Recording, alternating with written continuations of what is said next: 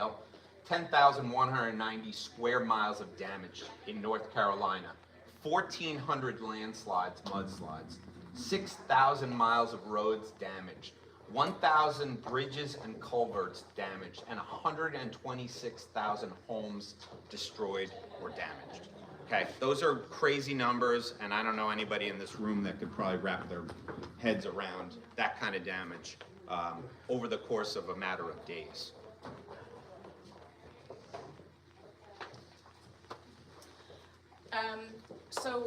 So after the storm, of course, we were paying particular attention to it because we go down frequently to visit. My late father lived there as well. But a lot of what we were seeing on the social media just broke our hearts. Just people, posting on Facebook, have you seen this person? The last I heard was this. Can you check on my loved one? It was just a steady stream. It was just so overwhelming and we thought just heartbreaking. So we just wanted to figure out what we could do. There seemed to be precious little help available that we were aware of, but one name that kept coming up was Samaritan's Purse. And we just only know about Samaritan's Purse basically, for the good that they do, and particularly with the Christmas Child operation that we participate in every year. But it was a pretty easy process. We went on the website and just basically had to pick a county and signed up. At first, we thought that we would be able to get kind of housing with them, bring your own mattress kind of thing, blow-up mattress. But we actually were fortunate enough to find a hotel room there, which I guess because we arrived midweek, probably would have been a different situation.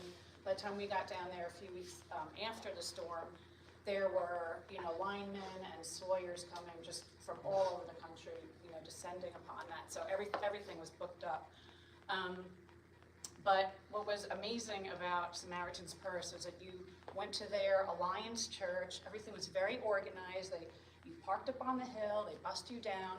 You get there, and it's just, I guess it's a mega church. So to me, it looked like an auditorium, but it's their church. So there are just hundreds and hundreds of people there, and it was so organized from them, like giving you a t-shirt, and then they had an orientation, and opened with prayer, and closed with prayer, and they had a variety of team leaders that they just simply went, down the row and said, okay, these 2 rows, you go team 1, team 2, and so on. And they all had different addresses. I think it was a great deal of local damage for them, just to the point of being able to handle it. I think we heard that they were getting they had 2,000 work orders in place that they were trying to get through. So the last day that we were there, day 3, I think there were probably 400 or 500 people that they sent out. So the amazing thing was that you could really do, there were so many ways to help. They had people going to the airport, carrying things off planes. They had another whole groups of people that were just making care kits to be distributed. And then there were people like us that actually, went to houses to see what we could do as far as applying this stuff called Shockwave that just destroys mold and prevents any from growing. So we were divided into teams. I think, so I don't know if you want to talk about the first day, like day by Sure. day. So we drove down. It's like 700 miles. We started to see, just to back up a little, we started to see the damage when we were in the bottom of Virginia, crossing over into North Carolina. And, thank goodness for like Waze and all the Google Maps, because it was showing all the roads that were blocked and we were kind of bushwhacking. And then within minutes of bushwhacking, we saw like parts of like half of the road was dropping off a cliff, and there was just a couple of cones and a guy waving us through, and we were like, oh boy, we are starting to get there. But the reality of it is, yeah, Boone is the headquarters of Samaritan's Purse, but yet their whole call center was knocked out of offline for a couple of days. And like Kirsten said, they had 2,000 requests in like the first 24 hours. So then you can think of how massive a job this is to try and evaluate those requests based on a voicemail they left, based on an email, a text, based on a quick conversation that somebody had. So they deployed us to you know, as best they could in teams of like 20. But, you know, to Kirsten's point, there were experts in that audience. It was amazing. There were guys that, and I never heard the term sawyer before I went down there. I'm like, what's a sawyer? You know, like guys that are experts with chainsaws, but they were also like riggers and guys that could take a tree and kind of cable it and swing it out away from the house. And these weren't just people like us. There was a mix of people like us and then experts that took off from time from their businesses. They were ready with excavators, they were ready with skid steers, they were ready with everything. And it was really impressive. They also did a background check on people too, just so you know, not everybody can just go in there. They just did a quick one, they want to see your license, which is good, right? So they start to assign you multiple projects, and you know, the first project we got assigned to, it was kind of like, there's a big limb on a house, and there were 10 of us there, and it was kind of like, I hope that we can really dig in on some other things, because that was like a 2-person job. And then all of a sudden, we got into the real deal. And the next day and the last day, we, you know, maybe Kirsten can tell you, she was doing a lot of work and also consoling the homeowners, because many of them we found out were in shock. You know, there were people that weren't thinking straight because of what they had been through. And the reality is, that's as much, you know, Samaritan's Purse was really good. They're like, don't push the religion and the faith. If they want to talk about it, or you want to talk about your own personal experience, we're here to support the homeowner first and foremost. We don't have an agenda. We're here to help them and to make things better for them. And that can take many forms, the physical form as well as the spiritual and emotional form. So Kirsten, on, what was it, the second day, you went and talked to that woman with the puppies, and she told a story that you might want to briefly tell the story. That is pretty cool. So this was amazing to me. This was a woman probably in her mid to late 30s, I would say. So they had been living since their home was flooded. They remained in the home. And That's these 3 pictures. there are like, pictures. This This whole is a place hallway. needed to be gutted. You may not be able to see from here, but so the job of our crew, and when they send out teams initially, is to get a building contractor ready. So that's why you're gonna see sheetrock here. It was 2 feet up from the bottom of the floor, because that's the most efficient way to lay sheetrock.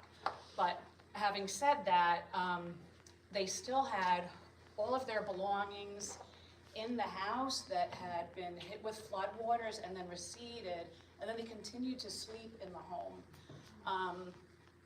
And there was a lot of mold in the house, to the point where the kitchen had to be completely demolished. Because remember, we showed up a couple of weeks later, so this was already accumulating, and this woman was putting things in garbage bags and hoping to get to a laundromat, because everything had been, all of her appliances were on the curb. And there's a picture that'll come up and you'll see, but everything was on the curb, and she was hoping to get to a laundromat, and they didn't have a working car, and obviously they just kind of, the roads were just kind of opened up at that point, and Kirsten tried to bring some sense of, you know, sense of logic to like what her next step should be. And Yeah, she just was so numb. She just had no, she just was not really emoting, and so, you know, I was asking her, of course, had they been sleeping there, and could I help her go through any of the things that they had under a cover on the side porch? And she said, well, I have these clothes. She said, I've been trying to wash them. So what she had done was she had taken contractor bags and just put all of the wet clothes in there, which 3 weeks later were just not usable. I mean, you just almost don't know what to say, because Yeah. it's just, this is just everything that they have. You know, And it's at first, everything that they have. you know, the kitchen, she was like, let's not tear it all apart. And as there were so many kind, really amazing people, patient people, they were saying, you know, one of the key words for this is patience. People are in shock, people are struggling. Be patient. You're not going to get responses that you would get from your friend, your wife, etc. So part of this kitchen was still intact. And then finally, you know, a couple of the guys that really know their stuff, they're like, we can't leave this stuff here. It's wet. We've got to start tearing it off. And it ended up that we took up the floor. Another team took up the floor. This was one of the rooms I was working in. 10 guys on their knees for 2 hours, taking up MDF that had absorbed all the water, was sitting on top of plywood, and it was bubbling up. And they all wanted it to be left, like just do them, like. And we were like, we can't. So we tore all that up. 50-pound bags were going out the windows and the front doors. Kirsten's carrying tile, you know, 50 yards to the curb. They're making massive piles at the curb, which will kind of show you. And the fact is, they had family, but they need help. They need as much emotional help. And then after this, all this deconstruction was done, like what we're thinking about, one of the ways that we'll get to it, but that we can support them is like, how do you help them rebuild? Because thousands of dollars in appliances, even if you bought used ones and brought them down, still thousands. Sheetrock, insulation, electrical work, all of that. And you know, FEMA, at the last I heard, they're giving $750 per homeowner. Maybe that's changed, I'm not sure, but as you guys know, that doesn't go very far. That might be one appliance. So, you know, they were struggling. We were doing a lot to help, and we were able to clear out that house, I think, in one day, pretty much. But, you know, what we left behind, it's so sad because some of these people were poor and in a tough situation before this. There's a lot of poor people there. And what we noticed is, while we think of waterfront as like a luxury, some of the poor people live on the rivers, and the rivers where all the damage happened. So this house that we were in, that Kirsten's talking about, they were a good 200-300 yards from anything that resembled a stream. And yet what happened is that stream that used to be something that her kids could play in, you know, like do this, that stream rose up 30 or so feet and became like a couple of 100 yards, 300, 400, 500 yards wide at 30, 40 miles an hour. There was a family living down closer to the river in a trailer home.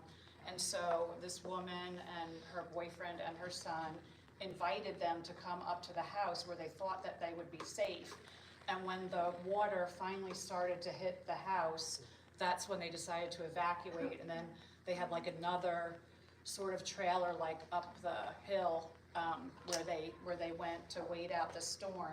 But this is just like things down there you would never see up here. Like this family, I think for 4 or 5 generations, they've just had this huge piece of land. And so her cousin is next door, and her grandmother, you know, used to live down here. So they all kind of and the little know church each and the other. post office, all in Right. like this little And then little the run. graveyard, like up on the hill, that Yeah. was just used for generations. But they just, it was just so great to help, but just so mind-boggling to think, well, what are they doing next? It was just it was hard to leave. Yeah. Her, And that woman in particular. And just to backtrack a little, like, we started to see a pattern that was like consistent, which is if you're at the town level, like when we went to Boone and we got a meal, there was a strange covering of dust everywhere.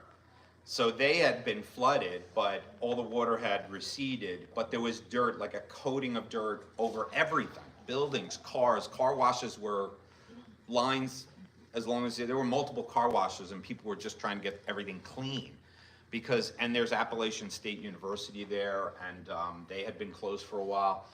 And we noticed that every single assignment we got, it was down the hill. So they would say, okay, it's, you know, they'd give us an address, they'd give us a cell phone number of a person that was in charge, and immediately, you could bet on it, we're going down the hill. You start going down the hill, and all of a sudden the damage just keeps growing and growing and growing until you get to, like, we're passing by, these are all photos that Kirsten and I took. But we're going down the hill and you see a shipping container that would have been on one of those big ships or on the back of a tractor trailer, you know, made into an L because it hit a bridge embankment or whatever. This was not a pile that any workman had created, but this was a pile that just came from the sheer force of taking houses and everything down, and it butted up against a bridge that's on the other side of it. So you could see this side, That's the other side of it. This is one side of it. So this wasn't people like laying that there neatly. This just came. And then here's some of the appliances in that neighborhood where we were working with that woman. And that's just like, you're supposed to put everything on the curb in the corner. And then with all the sadness and the sorrow, the reason I put this photo in here, as you can see, there's about 25 or 30 cars. This is the army of Samaritan's Purse people that are going out to the houses that were being assigned. It was amazing. It made me feel like you went from, get the assignment, and all of a sudden we pull out, and Kirsten and I are like, oh my gosh, there's like so many of these people that are like us, and here's the Samaritan's work truck, and here's another one, and there's and you can see there's traffic here because there were like hundreds of cars going out like scouts to these homes. And so what I just want to add is, so every time, a group showed up on the job site, our team leader would lead us and the homeowners in prayer, and it could have been somebody from the group as well. At the end of the workday as well, we also closed in prayer. And Samaritan's Purse does a leave behind of a beautiful boxed Bible, and the whole crew, signs it, and it's given to the homeowner at the end of our time there when we do the closing prayer. So it's just a beautiful thing to see, and just to see how that really impacted the homeowner at the end of the day. It's pretty amazing. So I think pictures, we've used a lot of words, but I think pictures are amazing. This was behind this, whatever this was, it looks like it was a service station or something at one point, but is a little river called the Tow River. And that river became a raging, torrent, and caused, the whole back of this foundation is wiped out. And that, again, this is kind of up the hill a little bit. But when you get to the bottom of the hill, everything accumulates, and the power of all that water and everything is at maximum force. So, these areas are just examples of the debris, not even piles. Some of that might be a pile that people put out, but these piles are not from excavators doing it. These piles and these piles are just from the pure force of the water. This next picture, we're going back a little bit, but when we talk about, we had a calling, Kirsten and I were, kind of given some cool places to go by her dad's neighbors, and one of them was called Chimney Rock. And it's a really beautiful natural structure that you can either climb up by steps or take an elevator in the mountain to get to the top, and you have this beautiful view of Lake Lurie, and it's just a great place to be. Well, so we took a little selfie on that road. Now, if you flip us around, so we would have been this way. So we would have been facing this way. So this is what the whole town looked like, probably for, I don't know, close to a mile, up and down both streets along the banks of the river. And this is below the Chimney Rock State Park that we visited, and then the picture of. And if you could see, this mountain right here is that mountain right there. There's nothing left. Nothing left. And then the people that were in the next town, Bat Cave, it's a strange name for a town, but were isolated because the bridge that takes them from that side of the town over to Bat Cave's on that side, and there's a little road, completely wiped out. The whole direction of the river was changed. And right now they're in the process of actually damming it and moving the river back to where it was so that they can then fill in and rebuild whatever they're gonna rebuild. But that was when we saw that, after, I was like, is that the road where we took that picture? And that's the road that we took that picture. So these were things that kind of sparked us. Again, more pictures. Most of these are ours, but I'll just be honest and give credit. The ones on the right over here are social media. This is actually Kirsten's dad's driveway. Trees that he planted just blew over because not only was this a water event, but in this part, in Hendersonville, they had between 50 and 80 mile an hour winds that they've never seen winds like that. So there's a lot of old growth trees that just went right over. And then again, here's the neighborhood where people are starting to put debris out, and this is like just debris getting up against the bridge. The interesting perspective from my late father's neighbors was that when all the trees came down and the power went out, they were without water and power for 13 days. So they had to get the neighbors together and cut their way out of their neighborhood because several large trees had come down, completely blocking the way. There was originally 4 grocery stores in this little town, 2 were gone, and only 1 was open during the pandemic. So after the electricity came back on, they started to get all this information coming in about what had gone Because they didn't have on. internet. They didn't have anything, so they had no idea how other areas near them were affected, and so was just a hard thing for them to hear after everything they had been through. And all of the debit machine, all the ATMs were down. Everybody was taking cash basis only, and no one keeps cash. I mean, older people do, and there's some older people there, so thank goodness for them. I was talking to them, I'm like, did you have cash? She's like, thank goodness I always keep 100 hidden in my book or whatever, Maggie. And the other ones, they kept cash, but like young people don't keep cash, they just don't. And it was a cash society for a handful of days. There was no gasoline. And then, what was great is, there's always amazing things going on. Walmart, that was in the town of Boone, they were wiped out. Walmart was totally flooded. But what they did is, instead of trying to rebuild and pump out the store, they brought tractor trailers of showers, laundry services, and they brought like a Denny's tractor trailer that goes to like disaster areas. And so people were eating, they were cleaning, and they were showering. And then they worried about their store later, which was amazing. And I think they've donated something like $30 million or something to that effect. Speaking of money for a second, Kirsten wanted me to just kind of give a top line.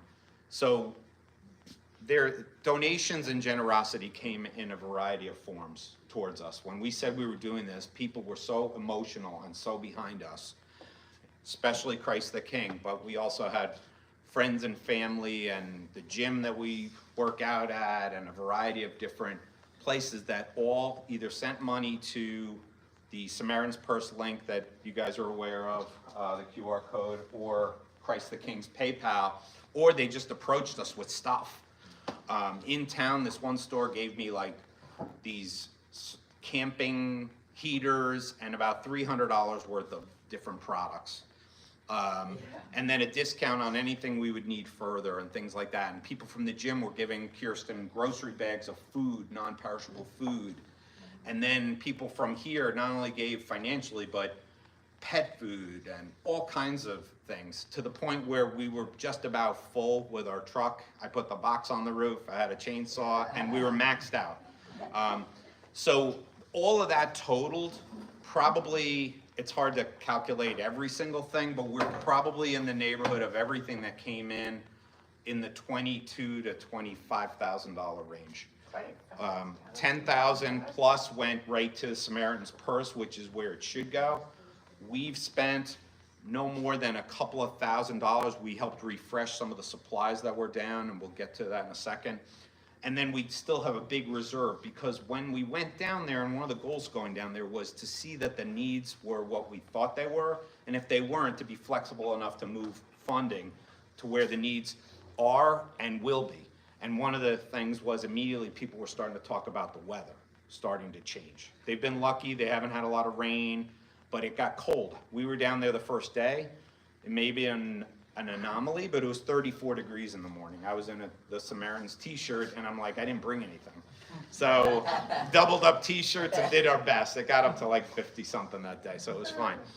But so the answer is, there's funding, we do have funding, but it's a drop in the bucket. So we're gonna be looking to raise more funding, and we're gonna get to what we're looking to do with that, but we also have plenty in reserve that we're gonna use to start the next phase of what the relief is gonna be. So we went from Boone, we started in Boone, we did some stuff up there, Samaritan's Purse, and we also went to you know, what did you call it? It was a ministry Yeah. that was essentially served as a warehouse, and no matter what your situation, they didn't ask any questions. Yeah. And they were just inundated. They had like a food section, a personal care section, whatever you needed, you could just walk in and So we get it. donated a portion there. We didn't want to put all our eggs in one basket. We donated a portion of goods there. I asked them specifically what they thought they needed. I pulled some stuff, and we talked to them, and we went to the next place. But our next trip was to Hendersonville, which was, what, 2 hours and something from Boone, especially with the roads. And we saw just more devastation as we're going through roads that are like barely one lane. We targeted and found an LCMS church down there in Hendersonville called Mount Pisgah LCMS. I had started emailing a week prior or 2 weeks prior the pastor, and they didn't have internet, so I wasn't sure I was getting in. I wasn't getting a response. Then I got an office response because I didn't think it was him. I was like, this is somebody from the office. Then finally got a response from him. And we went down there, we met with Pastor Christensen. What a wonderful guy. And everybody welcomed us when we explained what we were doing. And he explained that, and we went to service there on Sunday morning. It was a great service. Felt like, I was telling Pastor, felt like we were at a cousin's house, not our own house, but a cousin's house. It was a great service, great people. People were coming up and introducing ourselves. I said, that reminds me of someplace. So we had a great visit. And the pastor started to tell us about a couple of things. And one of the things he was doing was housing Sawyers and other people from other parts of the country that volunteered their time.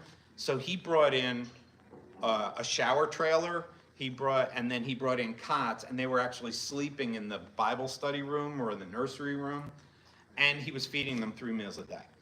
So we said that's a great opportunity for us to support that, so we donated $500 to that effort right on the spot. Including the Southern specialty Duke's mayonnaise, it's a thing Yeah. down there. Yes, yeah. So we did 500, a check for them, because we figured he's on the ground, he knows what the needs are, et cetera.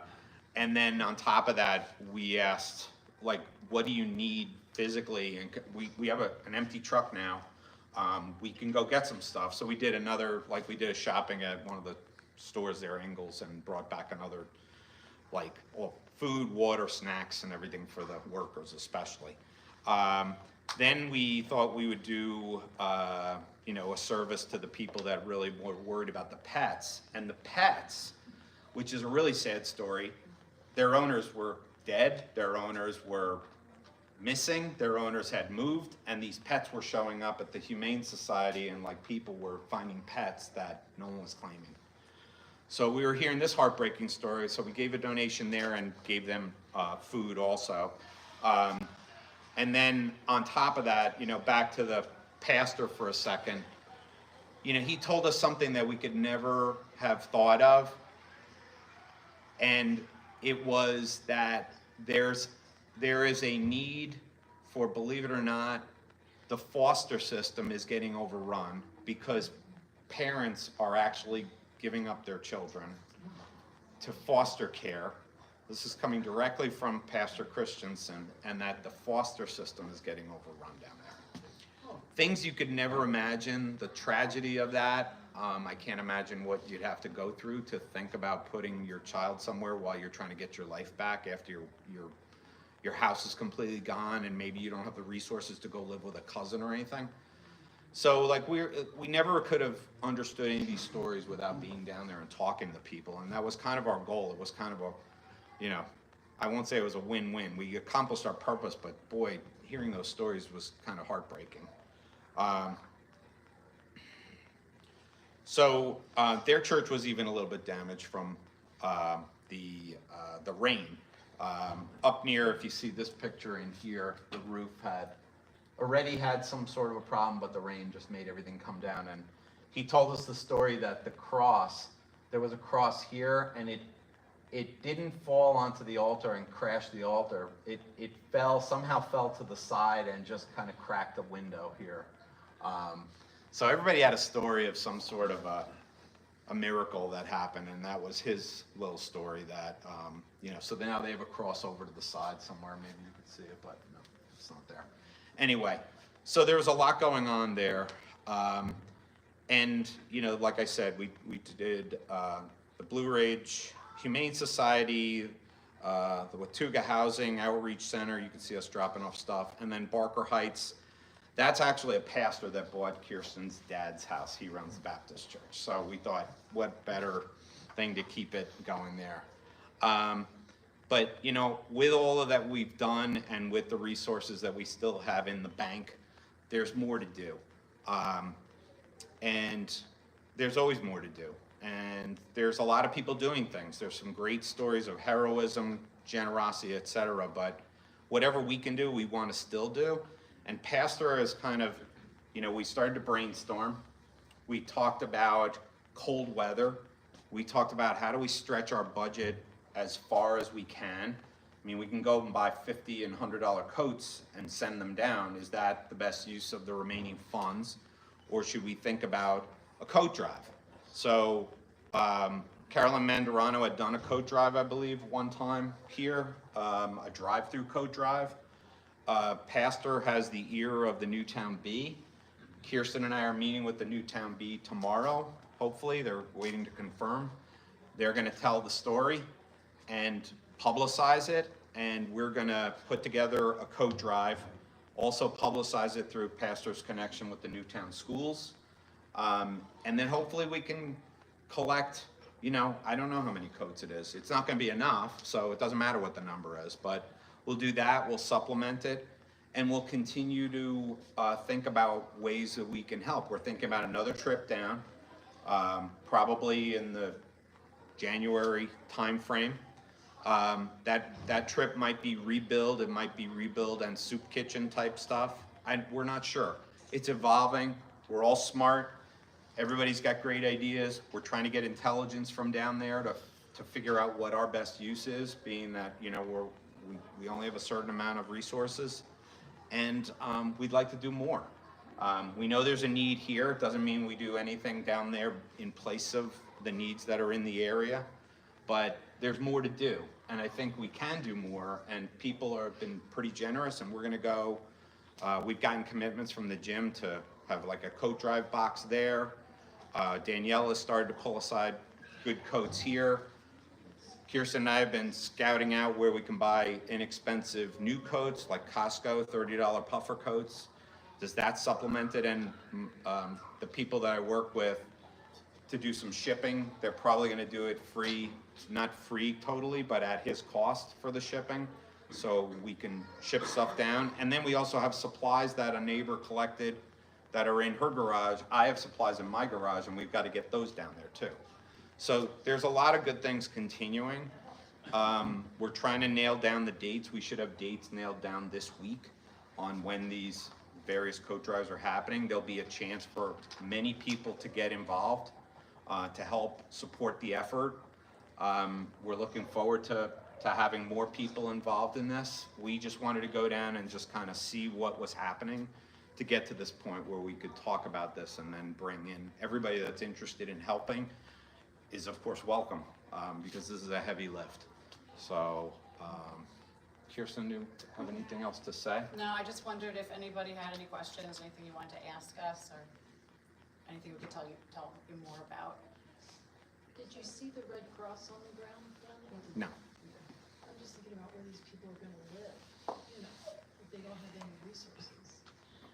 I know that I did read online that there were some people expert in like tiny houses, and they were going down and So the building things Amish for were them. building tiny The Amish are houses. building.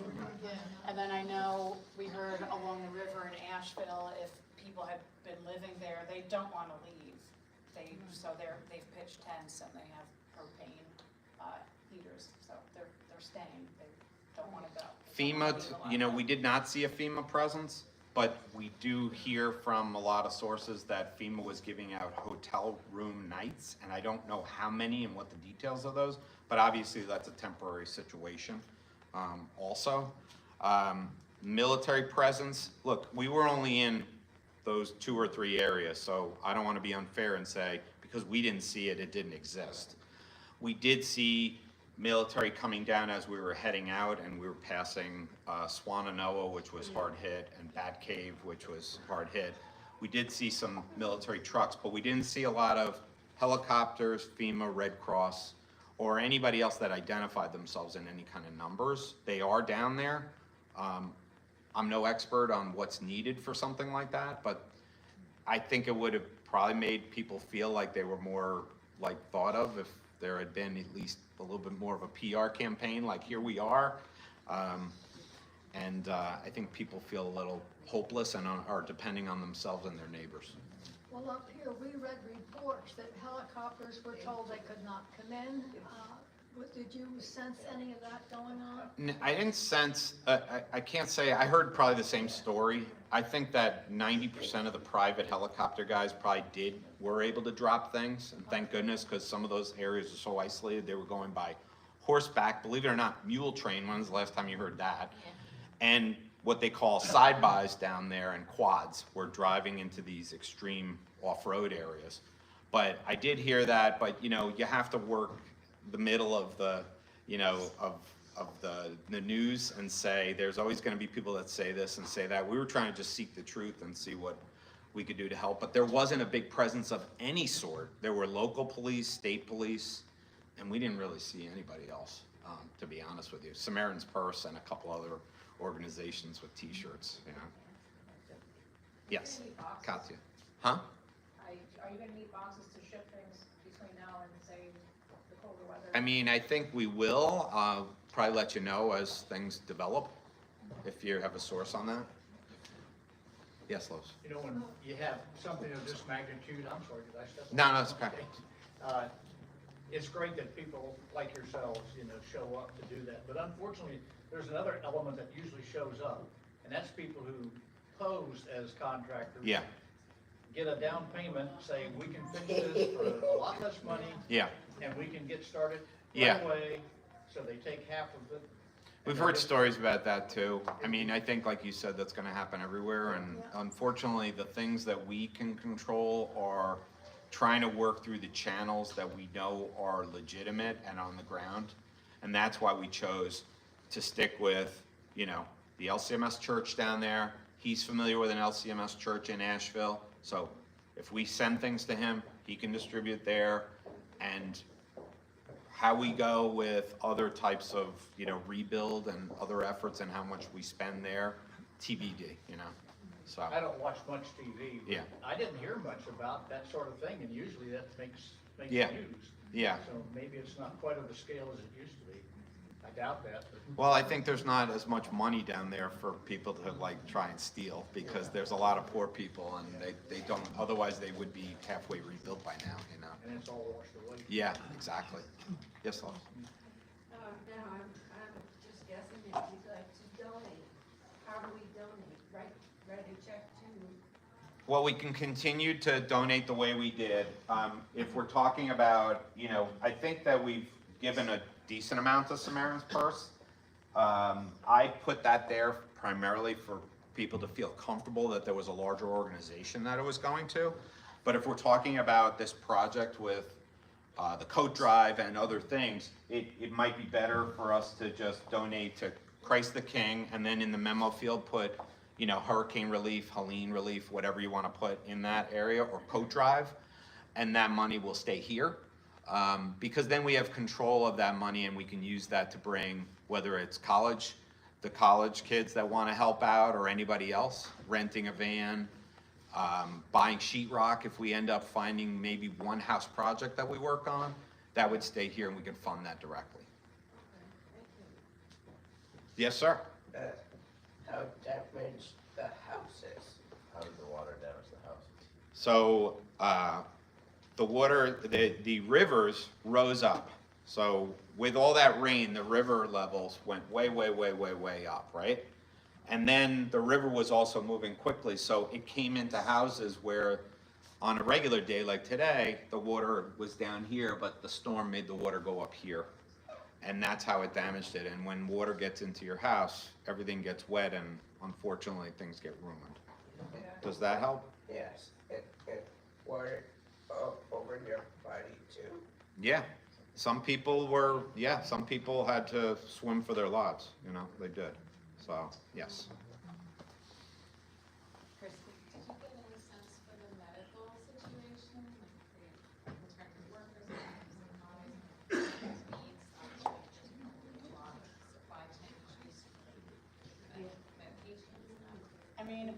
did actually hear about one hospital or a small medical center where they actually moved all the patients because they knew that the storm was coming. But I know there's, like the country's largest producer of IV fluid, it was like up on the mountain there, Baxter. They were severely damaged, so I know that it's a huge implication for just any patient in the hospital. You know, we're in a position, I think, of importing those things from China. You know, I think in the short run, if you also mean like, were people getting their meds? I think in the short run, we heard tons of stories directly and indirectly that they were not. Yeah. And that people weren't getting their insulin and things like that. I think that has started to work its way out. Unfortunately, you're never gonna know how many people suffered at what level, because I think that's back on track, at least. That's, you know, we can't possibly know everything down there. Talking to various people, like I'm gonna check in with Pastor Christensen again and see what we can find out, because Kirsten and I are like kind of the mindset that we know what we don't know, and we're gonna continue to listen and see what we're talking about today could absolutely change, and we could shift gears from a coat drive to something else, because maybe they got such a big outpouring and we don't need to do that, and why would we just send more, you know? Maybe we can send something different or do something different.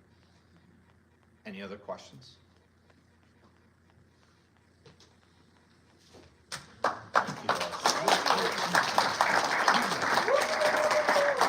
So definitely thanks to Rob and to Kirsten for their heart for it, and they've really spearheaded it and so forth. So we have a tentative date of the 22nd for the coat drive. We're working on finalizing that, and then we'll just have some volunteers. Like he said, we're gonna touch base with Carolyn, who did one a few years back for Jericho Project, but I know she set it up, you could just drive through, drop them off. We're gonna talk to some local, you know, maybe we could have kids here to give you a donut and a hot chocolate, you know, as like, make it a fun, make it a fun thing. And, but as soon as we got a flyer ready, we'll email out a PDF, and anybody who, you know, wants to print that up and put it wherever or share it wherever.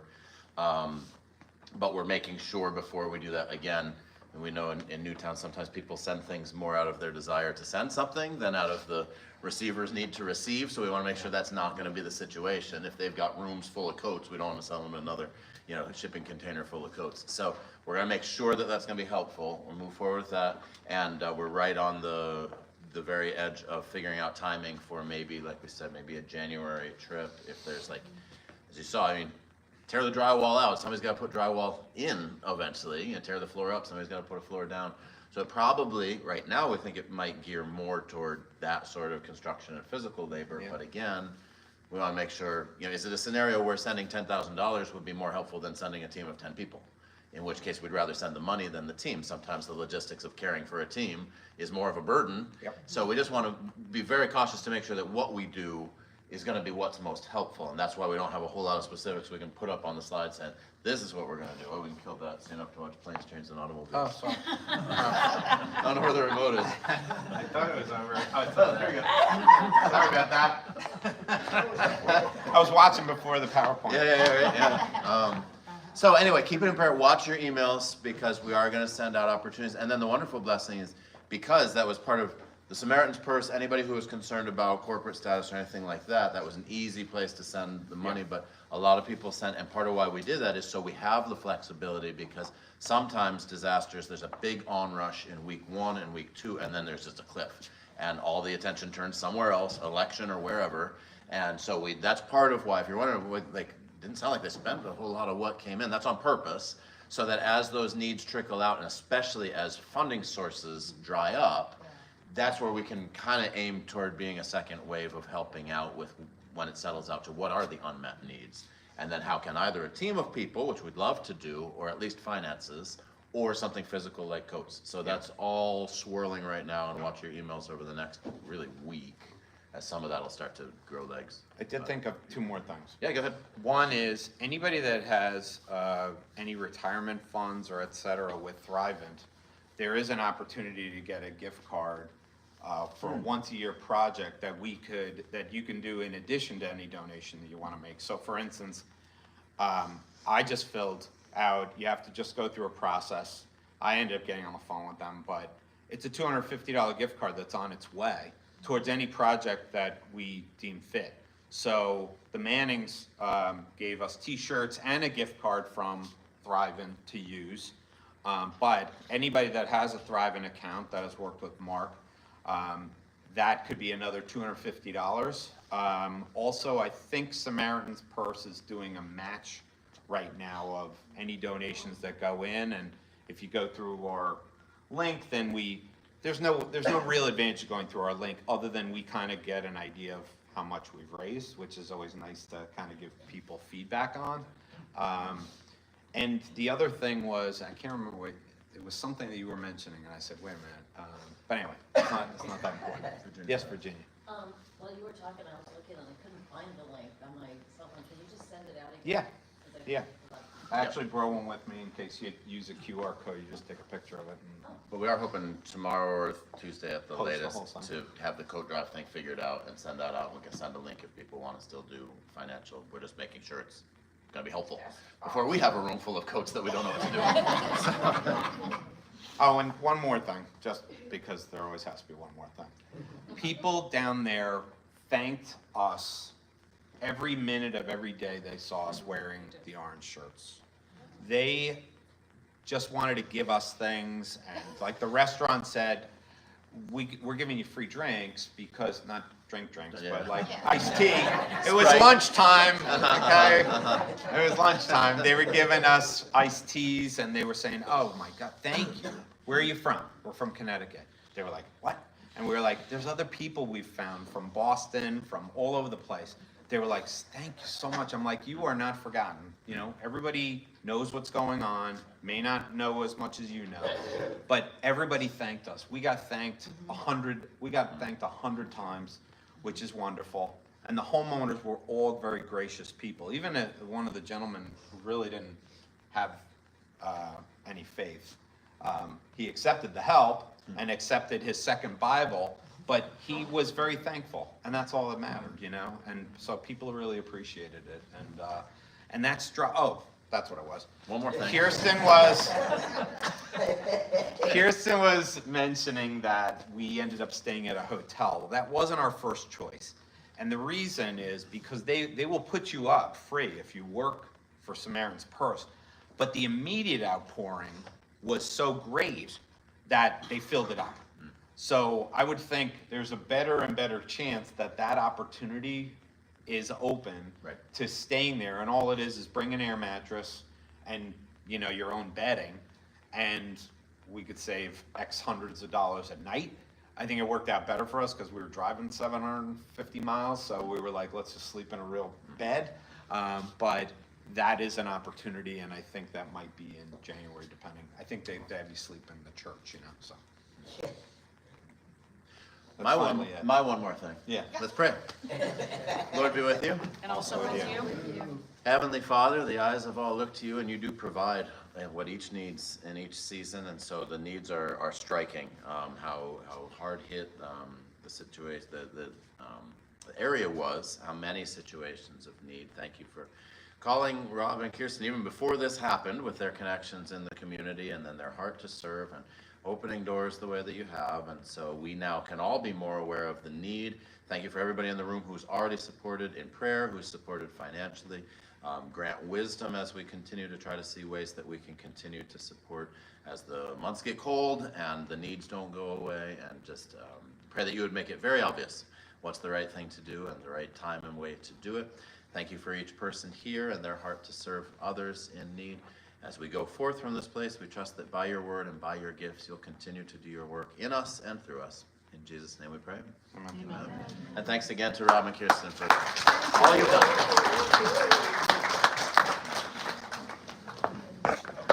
Next week, we finally do start the study on